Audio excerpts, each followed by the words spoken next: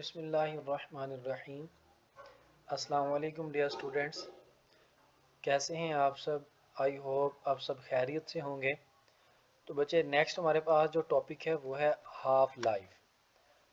इसके नाम से ही जाहिर है हाफ लाइफ मींस के आधी ज़िंदगी। बच्चे, ये चीज़ हम ऑलरेडी डिस्कस कर चुके हैं कि कुछ सब्सटेंसेस ऐसे होते हैं, कुछ एलिमेंट्स ऐसे होते हैं जो कि अनस्टेबल होते हैं, रेडियो एक्टिव होते हैं, वो हर टाइम ही रेडिएशंस इमिट करते रहते हैं। तो हाफ लाइफ क्या है? The time during which half of unstable nuclei disintegrated is called half life of a radio active sample. मतलब अगर आपके पास कोई एक सब्सटेंस है, आप उसको ऑब्जर्व करते हैं कुछ देर के लिए, उसकी हम एग्जांपल देख लेते हैं।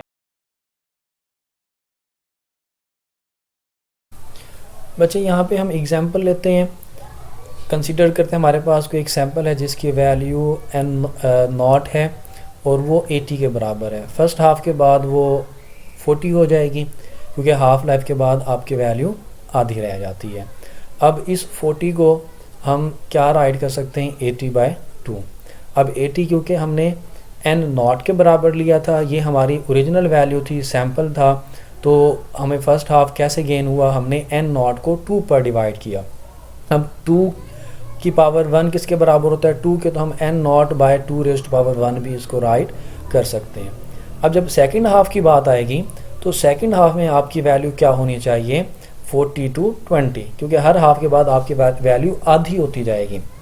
तो अब इस वैल्यू को हम 40/2 लिख सकते हैं। और देखें, ये हमारे पास 40 जो रिमेनिंग वैल्यू थी वो हमें गेन हुई, तो N naught by 2 raised to power 1 उसको हमने डिवाइड कर दिया 2 पर। अब वो 2 रेज़्ड टू पावर 1 अगर हमारे पास नीचे आ जाएगा तो ये दोनों की बेस सेम पावर ऐड होगी, तो 2 रेज़्ड टू पावर 2 बन जाएगा, N naught by 2 raised to power 2। Third half के अंदर हमारी वैल्यू मज़ीद हाफ हो जाएगी, जो हमारे पास अब रिमेनिंग वैल्यू है जिसको हम एन का नाम दे सकते हैं, और इसको हम राइट कर सकते हैं 20/2।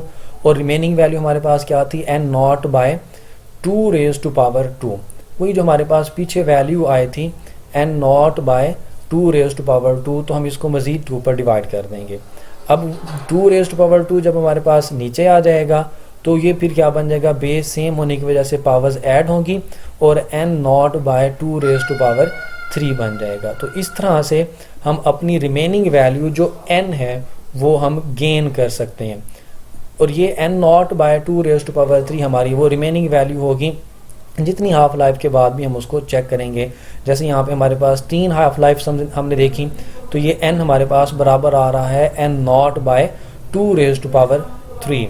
मतलब देखें, हर हाफ लाइफ के बाद उसकी जो पावर है 2 की, वो वही उसकी हाफ लाइफ का नंबर है। फर्स्ट के बाद 2 रेज़्ड टू पावर 1, सेकंड के बाद 2 रेज़्ड टू पावर 3 और थर्ड के बाद 2 रेज़्ड टू पावर 3 आ रहा है। तो मतलब जितना हमारी हाफ लाइफ गुजरती जाएंगी 2 की पावर उसी हिसाब से बढ़ती जाएगी। इसको अगर हम जनरल फॉर्म में राइट करना चाहें तो कैसे राइट कर सकते हैं? अब देखें, यहाँ पे N naught by 2 raised to power N हम इसको राइट कर सकते हैं।